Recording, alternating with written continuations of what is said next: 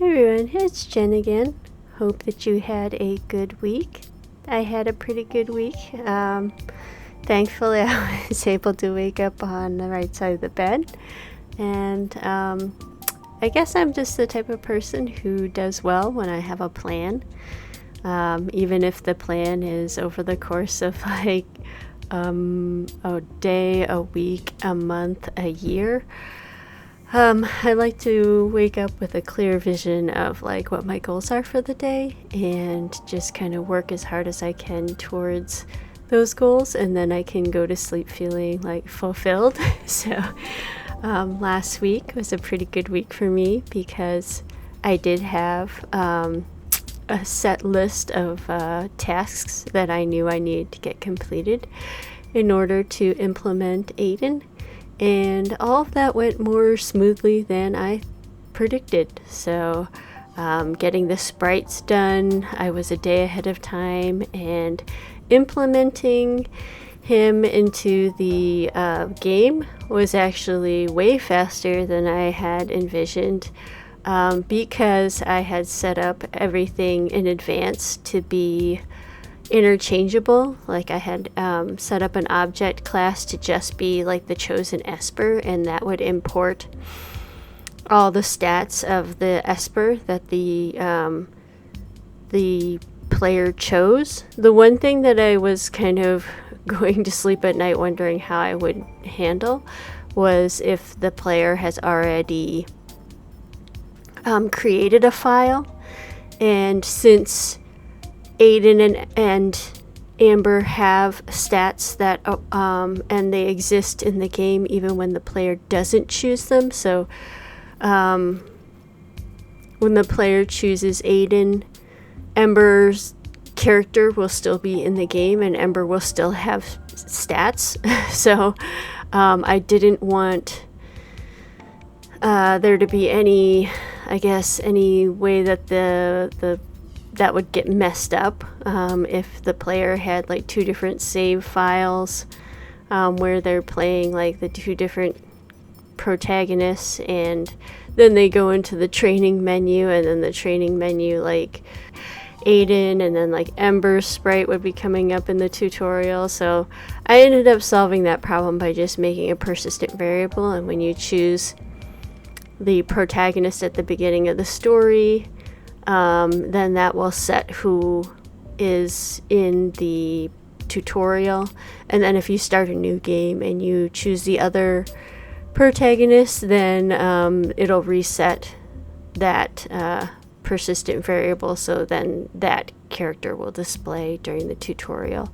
So I hope that's not too confusing for the player, but it should, I think, be the smoothest introduction to the tutorial being like kind of like a separate game start than the rest of the game. So yeah, I just still wanted to keep the tutorial separate from the rest of the game flow, so that the player could visit it anytime that they were having any like questions about how combat works, because I think there's a lot of like layers to the combat that the player might not immediately want to investigate when they're new to the game and they just want to kind of get into the story and the characters and try it out. But as they progress through the game, they may want to revisit aspects of the tutorial to better understand like certain boss fights and stuff like that. So yeah, all of that just went way smoother than I would have predicted, and even the story dialogue moments, because it's still fairly early in the game compared to like most of my other games that have like hundreds of thousands of words. There's not a whole lot of like real specific dialogue. Like there might have been a few instances of referring to like Ember's like ears or fur, or but most of the time the protagonist is referred to in a fairly gender neutral way, and her wolf like traits weren't referred to too much, so I didn't have to make that much alternate dialogue. The thing that took the longest was actually just where the sprites in battle are F statements. The sprites that are in the story mode are like the Renpy sprite displays with like those transitions and positioning. So I still wasn't able to figure out how to do like the F statements with the like dissolve effects and stuff. So if I'm able to figure that out, then along with like the positioning, maybe I just need to make the positioning and the dissolve like part of the same transform, and then I would be able to use F statements there, because that would probably make my make the implementation even smoother. So I should probably investigate that before I go any further. But regardless, I should be able to like make those types of edits without affecting current save files. So yeah, everything was able to remain intact with like implementing Aiden and still like allowing those who have maybe attached to their save files, maybe played through the the first mission a couple times to get an S plus ranking, and maybe you also got an either instead of an ether from the boss, and you don't want to have to go through that again. So for those of you who might have like spent some time in the first mission trying to maximize their gains, they wouldn't have to redo that part. Just to keep playing as Ember. Yeah, overall, I'm really quite pleased with that, and I'm happy to move on with development too. I think like kind of like how I was talking about earlier, whether or not it's like a healthy coping mechanism or not, development is one of the things that like I look forward to most in my day, and taking a break from it just for lack of better words, it just kind of leaves me feeling a little bit empty. I think I'm going to try to do some some Let's Plays. At one point, quite a while ago, I was doing like these first impression videos of like different visual novels. So I might go back to like that type of format again, because I get tired of reading out loud like pretty quickly. I probably can only do that for like comfortably for like maybe half an hour before I start to feel like my voice gets tired. I don't know how some people can like talk on streams for like hours and hours and hours at a time, because yeah, I get tired of talking. I just like want to be quiet and listen to other people talk at that point. So I think like the format of like having like a first impressions where I can kind of like talk about like how I feel about a project from a presentation standpoint and from like their initial setup. Like, to be honest, I think a lot of people will make a judgment whether or not they want to continue playing a game within that like first 15-minute time frame.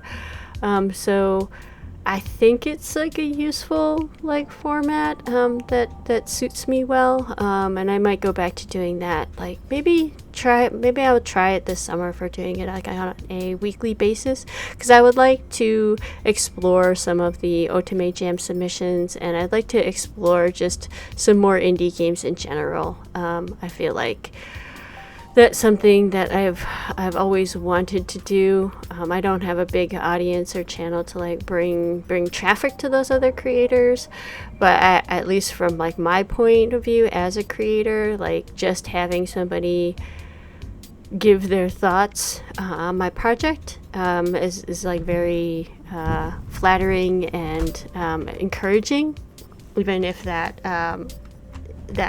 feedback has some like suggestions included as well. Like, I don't know, I just I would find it helpful. It would be something that I would welcome, so I hope that like other small creators would also welcome that. So yeah, that's kind of like my plan going forward with the summer, and I'm still planning on having the next update be in August, but I'm thinking now, since I'm kind of ahead of where I plan to be in development, and I'm already taking my break and decided that wasn't for me, and I've been getting into working on the next sprites that I need. Lawrence sprite in particular for doing like the guiding scenes with him. So yeah, I think that it'll probably be more like the very beginning of August rather than like mid-late August. And if I can stay with a buffer like that, then maybe doing monthly updates with this project would also make sense, even if everything has a little bit more content, more unique content that I need to create to it than Arcane Dice Wars. That's what I'm foreseeing right now. We'll see as we keep getting into development, but I'm still gonna probably try to shoot for monthly updates, and we'll see how that goes. Okay. Thanks again for following my project development, and hope you have a good upcoming week. As always, don't forget to enjoy the process. Bye now. Of course. Proceed with caution.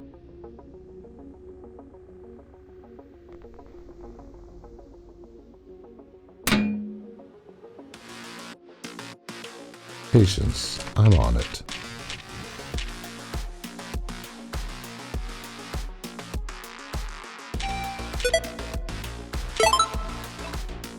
Use this power wisely.